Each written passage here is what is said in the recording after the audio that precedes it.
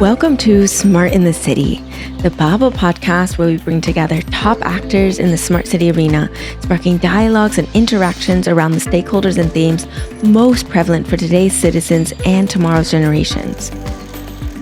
I am your host, Tamlin Shimizu, and I hope you will enjoy this episode and gain knowledge and connections to accelerate the change for a better urban life. Smart in the City is brought to you by Babel Smart Cities. We enable processes from research and strategy development to co-creation and implementation. To learn more about us, please visit the Babel platform at babel-smartcities.eu.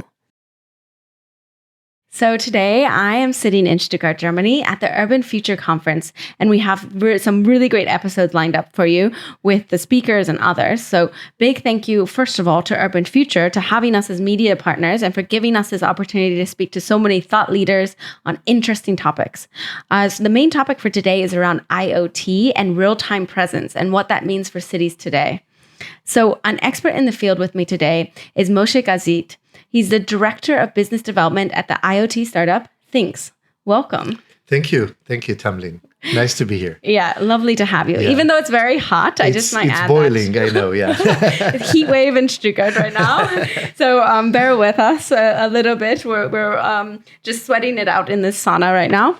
But I also want to mention before we get started that this episode is in collaboration with Thinkz, and we have just launched a joint contest where Thinkz is promising to give away a free cutting-edge real-time city map to the lucky city or region winner. More information about this is linked in the show notes. So we're going to now talk about IoT and everything, but don't miss the chance on this contest. Absolutely. It's very exciting. Yeah. And now we're going to learn a little bit more about IoT. I'm actually really interested to also learn from you because, of course, I'm not an IoT expert. So I'm really curious to hear what you have to say. But before we get started, we're going to do a little warm-up. I've been saying warm-up, but it's really a cool down right now. We don't need any more heat in here. But the teaser question I have for you today is, what is one thing people get wrong about IoT? I think that the Internet of Things, people don't know exactly what it is. And it is about actually many different objects having information, actually broadcasting it somewhere. Okay, so there is data coming of different objects. It could be your washing machine at home, but this is not what we do. You're not a washing machine expert? No, I'm not. No, not today. And but it can come from many different places. So it's IoTs that are on different trucks in the city, that are on bikes that you take for mobility, in different cars. And actually, we are talking about by 2030 to have about 60 billion IoTs around the world. So IoTs are very necessary, apparently, because everybody's putting them, right? Very necessary to be able to transmit the data needed from the object. So this is about that, yeah. Yeah, really good intro into it. Can you tell me a little bit about your background? How did you get interested in these topics? Right. So it wasn't me, actually. I joined and some very smart people back then in Israel. They were talking about what would be the next thing, that will make sense for people to have as information. And they realized that the IoTs in the world are increasing, the number is increasing exponentially. And it's very interesting to take that and make different use cases, different informations that will actually get to people's hands. And it's quite new to do that because it was used in different companies by cities to control and to manage and stuff like that. But there's so much that we can do more with that, and this is the point. Personally, I'm fascinated by that because the use cases that can be created are, on one hand, cool. Yeah. But cool is the right word because you can do so much with it. It's so necessary. Yeah. It's so useful. So that's why I call it cool, although I'm not the generation that calls it cool. There is so much to the imagination to come into that and make great stuff out of it. So that's the fascination about it. Yeah. And maybe okay, so Thinkz is not dealing with washing machines, but what do you do? So we don't deal with the hardware. We don't even deal with the IoT itself. I mean, it's put there by different companies, etc. But what we do, we created a platform that can transform data that is transmitted by IoTs into useful information. Okay. This information, I will give a few examples that were done, but this information can be actually used in a very different way than it actually was intended to by the IoT. To give you one little example that we did, and I think it's a very interesting use case. IoTs.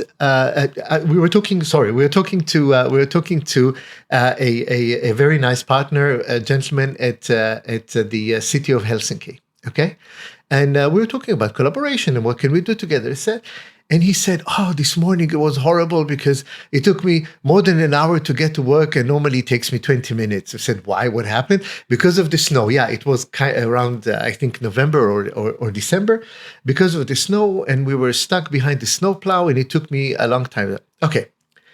Long story short, 2 weeks later, we just took all the IoTs, okay, that were open to us on the snowplows of Helsinki.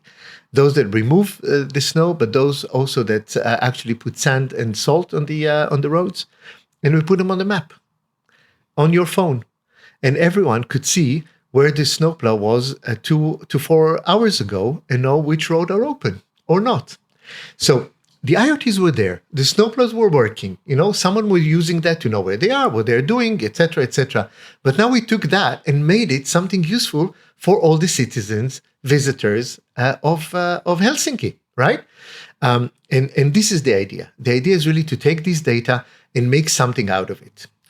The other thing is that I know you're going to ask it, so if I can go ahead. The other thing is that it all comes in real time. Okay, so you can rely on that. It happened seconds ago, all right?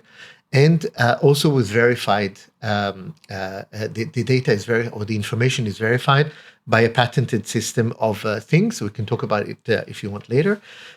So you actually have a real-time something to relate to in relation to your need. Let's say go out of home and be there on the road, and then we extended it also to the bus stations of Helsinki. So you could actually see if the bus station is usable after the snow was removed. How simple is that, right? Mm-hmm. Because these bus stations have also IoTs on them. So you take all these things and you make it something that people can relate to in real time and make great use out of it. That's a really great example too, and I feel like the possibilities are almost endless, right? Absolutely. So, are you looking at doing this in mobility? In what sectors are you? So we're talking about of course cities, mm-hmm. Mobility, and businesses as well. Chambers mm-hmm. of commerce that want to make sure that their businesses are there. They're online, real time. They can. They give some information to people and say, I'm here, this is what I do. This is also possible. We call it physical marketplace twin, that, all marketplaces are now very online, etc. But there are also marketplaces in probably thousands of small cities that need to be present somehow. And they can be also present in real time and do something with it. For their sake and the sake of their customers. What do you think is the biggest area that you see where a city could have the most benefit from using it? Which area do you think? I think it's about, let me take it from a little bit of a different angle, mm-hmm. if you don't mind, okay? We believe that when you provide real-time of high quality and verified information to people, and they can manage themselves in a better way, then the environment is managed in a better way. The city, the road, businesses, etc., etc. So we're encouraging cities to do that because cities, in a way, again, I've never run a city, but I met a lot of people. In a way, they try to manage everything.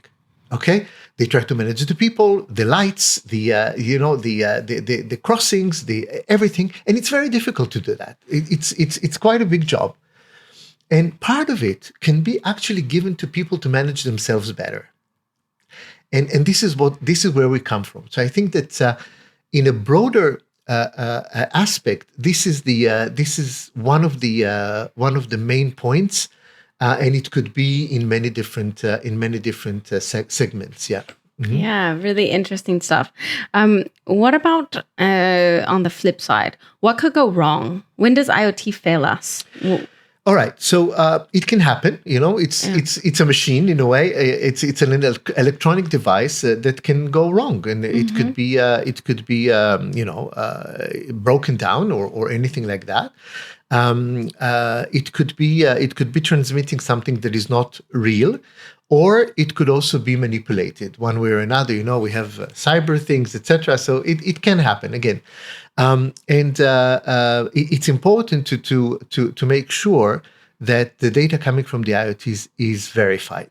Okay, and that's why we made this patented system, LDV, live verification data. That we learn how the data is there, and by this AI system, we can say if there is an anomaly.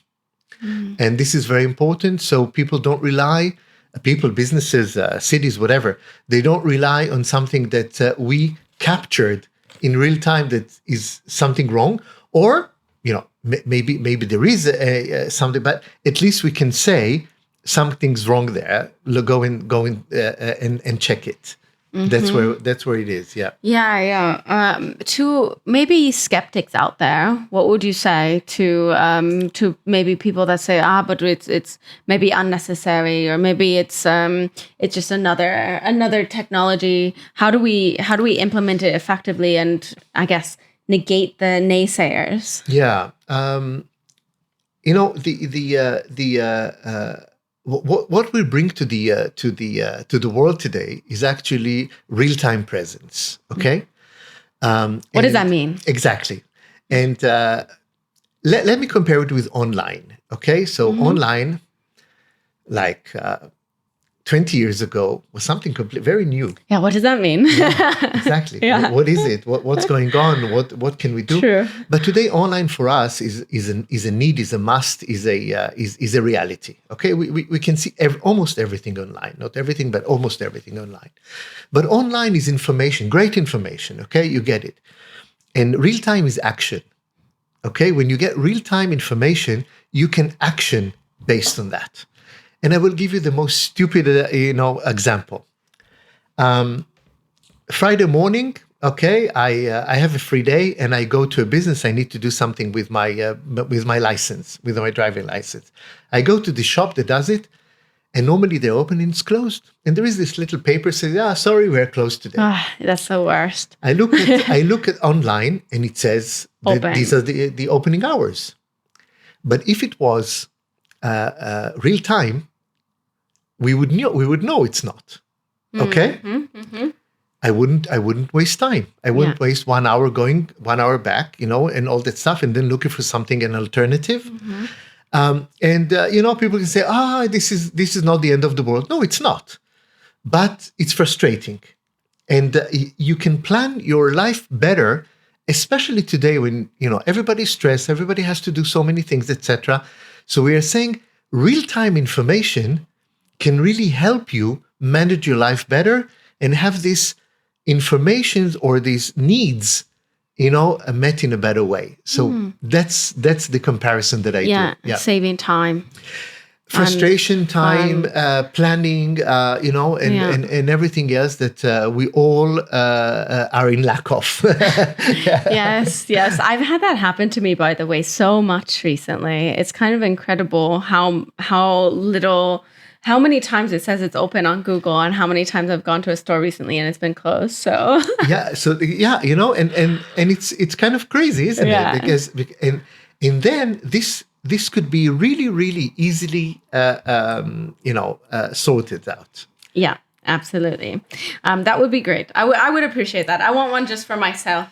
just to Exactly, enable. because Yeah. we know what we face on the day to day, and each one of us has different I would say experiences. Yeah. So it could be on the road, it could be with businesses, it could be doing something in the city. Would it be good to know if the truck that is coming to collect your waste or trees, what you cut off the trees, when is it coming, where it is, etc.? Would it be good to know in real time where safe places are in the city? Because Yeah. you can actually give that Yeah, with for emergencies, it's super for important, emergencies, right? for outage, for floods and stuff like that. So you don't have to start pushing emails or telling on the radio and stuff. You can have something that is. So there's so many things that we can talk about. It's we don't have enough time for that. Yeah. But real time coming from the IoTs that are already there. You don't have to almost do anything. Yeah. In most cases, they're already there. That's good. That's really, really insightful. I want to also ask you about basically the management and analysis of this data then. So basically, how do they derive meaningful insights and then make decisions based off of that? Okay. I want to to lower your expectations here, okay? Because we don't do that. Yeah. We don't do that for the reason that we want to be completely GDPR compliant. Okay, we just transform the data into information. We make our AI system learn how it works, so we know if there is an anomaly, and then we don't use it anymore. Yeah. So on one hand, we are not keeping any data of any municipality or anyone like that. Okay, we're just transforming it, and on the other side, we don't even know who is coming onto the platform to use it.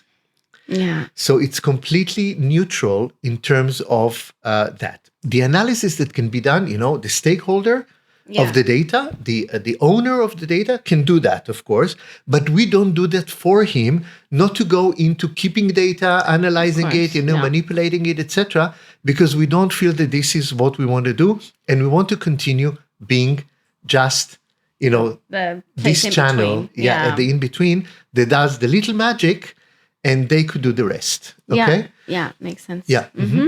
Good.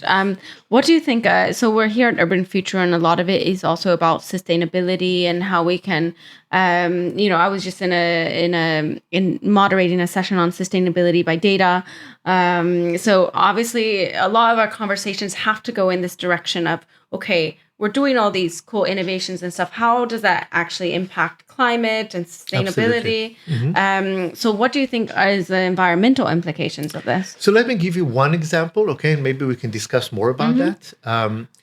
We are very keen about parking lots, car parking garages, and and places, and you can actually show in which place, in which part of the city those garages are full or semi-full or where they are. So let's say Stuttgart, you're coming out of the city, okay? So a few kilometers before, you can already know where you want to go and where do you have free spaces. And that is, instead of coming to the place and see on these signs in the streets, oh, this is full, so I have to go there, and this is full, so I have to go there. You can plan it in advance. What does it mean? Do you know how many millions of kilometers not driven does it mean? For example, okay? And people that are less frustrated, of course, they know where to go, they know how to plan their trip. But this is also, I believe, very environmental. Shorten the trip to what it needs to be, okay? Don't tell people don't drive, okay? This is another story.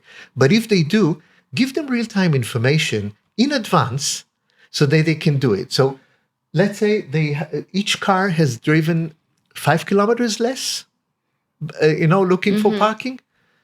Multiply that by all the cars that are coming in. You can do we can do the math probably. Yeah. And then this is part of it, okay? About this being more environmental. And of course, we can make many other use cases similar to that.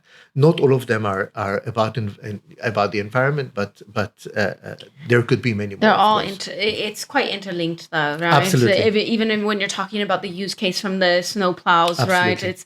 it's traffic, right? And these things. So yeah, exactly. So at the end, it contributes to the goals of the cities to cut on emissions and to be CO2 neutral, etc. Yeah. So if they can count it and put it in, that could be part of their contribution. Sorry, yeah. No, absolutely. Yeah. Do you have another project or anything that you want to share today? So, for example, what we did was also environmental in a different aspect. So we did for the City of London the clean air routing. Mm-hmm. Okay, so what happened was that the City of Westminster in London, they want to encourage people to walk more rather than take the car. And what we did is to have the data of the air quality sensors and transform it into routes on your map. Mm-hmm. So if you want to go in London from A to B, you'll get 3 different routes: the red one, the orange one, and the green one, telling you where the air is best at this moment that you're walking, based on existing IoT's existing sensors of air quality. So, another example of, taking different data and make it something very interesting. We need that in Stuttgart. It's very bad air here because we're in the valley, Very much, very much. And it could be really be useful here. Yeah, but it could be useful anywhere. I mean, people walk, people take their bikes, etc. And at least you give them the choice to choose, how to go, and giving them some information about, okay, this is where you can breathe better. Have you seen any results from that? Have people been choosing that route more often? So we are still in the process of testing it. But apparently the tests are very very encouraging. Yeah, good. With the City of London, it's very encouraging. And when I talked about Helsinki before, so I have someone that I know there, and she uses this, and she keeps, when it's snowing, of course, she keeps telling you, "Oh, today it saved me," So there you go. Snow clouds are a big issue in Helsinki. Apparently, oh, today it was so good. It was great to have it, etc., etc. Parkings in San Sebastian, etc., etc. Yeah, absolutely.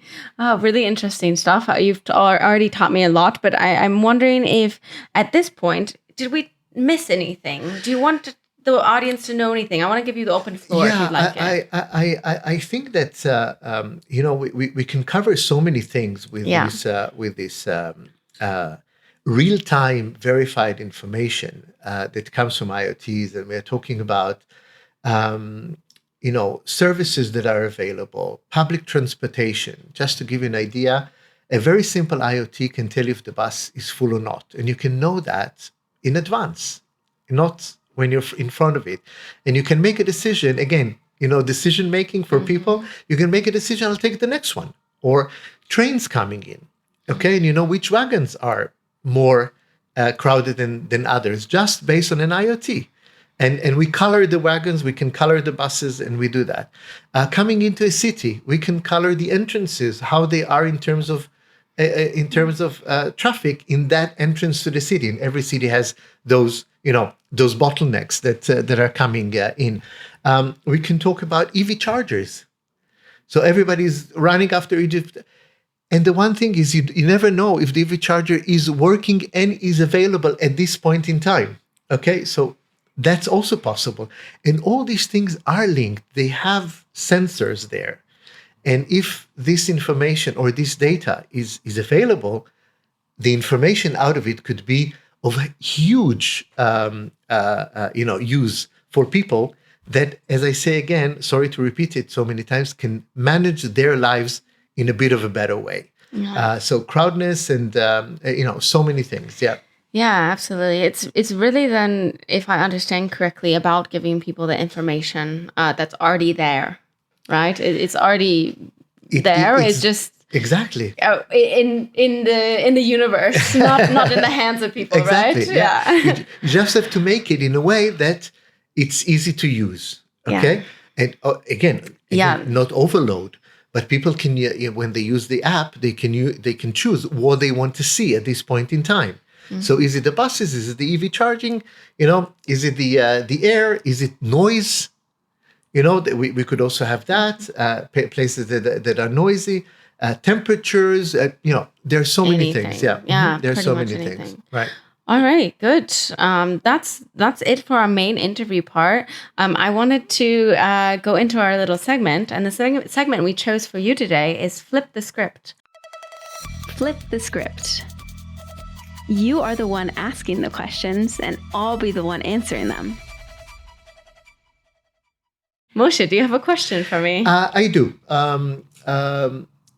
You told me about it, that it happened to you so many times, about open or close, and it was frustrating.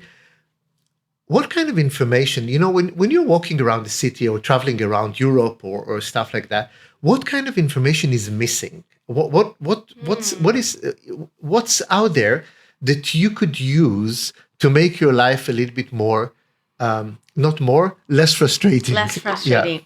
Yeah. Okay, so let me think of the first things that come to my mind, right? Just off the bat.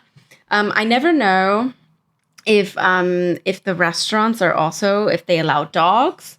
I never know if they are, I guess it would be really nice to also know if restaurants are full. That's a big thing. Oftentimes in the US, we can actually see like the waiting list online. Everything's a lot more digital. But when I'm here in Europe, I find that you don't find that. And people don't answer the phones. So you just go to a restaurant and then you're disappointed by the fact that it's full and you have a long waiting period. And then you have to go somewhere else and find something else. Other things, of course, with parking, I don't drive much anymore. But I have had many, many experiences where I've been like, why can't I just know which parking spot is open right now? I also trying to think of anything else. It's like we agreed on that before, but we didn't, right? It was a surprise. Yeah. And it's amazing because you're talking about cases that are easily solvable. Yeah. Okay. And we're already offering to some chains of restaurants and chains of stores this kind of solution. Why? Because by having them saying open, close, and you click on that business, okay, it could be a restaurant, it could be a shop, could be anything. There could be a little window coming out and giving all this information that you need about dogs, about the temperature inside, about how many people, about please don't come before 22 because we are not going to attend you. Yeah. And there is a possibility to give that kind of information. For example, in parking, so the cities have to do the parkings on the streets, okay? And this is a different story, but the parkings that are underground and stuff, you can have how many spots are available? They say it on the sign anyway. Yeah, right? They do, but you have to get there. You have to get there. Yeah, I know. That's what don't I'm even saying. get there. Yeah. If it's not only that, they can also say there are those specific spots for moms and kids. Mm-hmm. So you can say how many of them are available for disabled people. For disabled, yeah. I would think that was huge. Exactly. Yeah. So you can put at the same time, just open this little window when you click on it with our system, and you can see all this information at a glance, 1 second, and you know everything. So these are those little things. All these places can transmit this information to you, so that you're not going there and say, "Oh my God, I lost now half an hour just coming here, standing here, and doing all that." The trains are another big pain point in here, as in most places, I think, as well. But many delays, many trains canceling, many problems. I was coming back from Brussels last week, and my train was completely canceled, and I had no idea. And I woke up at 5 a.m. to go catch my train, and then I had to sit in the train station for hours waiting to come back. The trains are public transport could definitely still use a lot. I love I love the signs in Stuttgart in each of the bus stops where it says exactly how many minutes in real time till the bus comes. I think that's great. But let's take that, okay? So the signs that they're meaning, there is an IoT on the bus that is transmitting somewhere that is giving this information on these signs. Yeah. Why not having on your phone? Yeah, they do have an app too, and on the local transport apps, they do show the real time. Okay. Of course, that they're coming. So that's very good. In some places, it works better than others, right? So yeah, reliability. all these things are, and you just mentioned actually our, I would say, potential and real customers or partners. So it's certainly the mobility, the rail. We are talking to them already. Okay, we are talking to rail companies in different countries. We are talking to bus, builders. We're talking to integrators in cities and in mobility that are willing to add value to what they are already doing with their hardware, with our system, and of course cities, etc. So we can work and we can do it in different circles. All right, and we don't need people to go on our app. Okay, we are very happy also to do the information on the city's app or the transport company app. We know how to do that, and we can. And it's more reliable than what they have in place. I don't want to judge them, but but certainly having real-time information that is verified could add value. Yeah. Let's put it like that. Yeah, the verified is important. Absolutely, very important from my just a personal experience. Yeah. So now we're to the final question, and it's the question we ask every single guest. Okay. And it's to you: what is a smart city? I think a smart city, and I was insinuating that, I was hinting that. Yeah, I think I know your answer. A smart city is a city that smartly involves its citizens with information that can make them more knowledgeable and agile, on doing things. Of course, we can talk about a lot of technologies, etc., etc. At the end, if you engage people into your smart environment, and through that, you can make a lot of things, even the sustainability, plant a tree, do that. There's so many things that you can do just by sharing more, valuable information. I think that's getting very smart, and then people also perceive it as very smart. Yeah, when they get all their information in their hands. They see, wow, I know what to do now. Yeah. And I think that's it. And from there on, the sky is the limit. Yeah.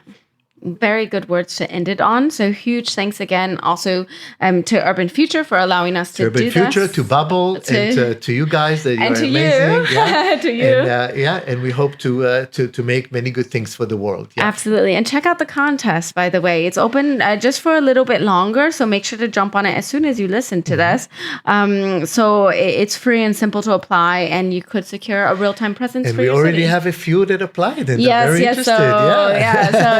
So it's a fierce competition, I guess, going on, but you have a good chance still. So so until next time, thank you so much. Thank you so much. And to all of our listeners, don't forget you can always create a free account on babel-smartcities.eu to find out more about smart city projects, solutions, implementations, all these cool things happening. And with that, thank you so much. Thank you all for listening. I'll see you at the next stop on the journey to a better urban life.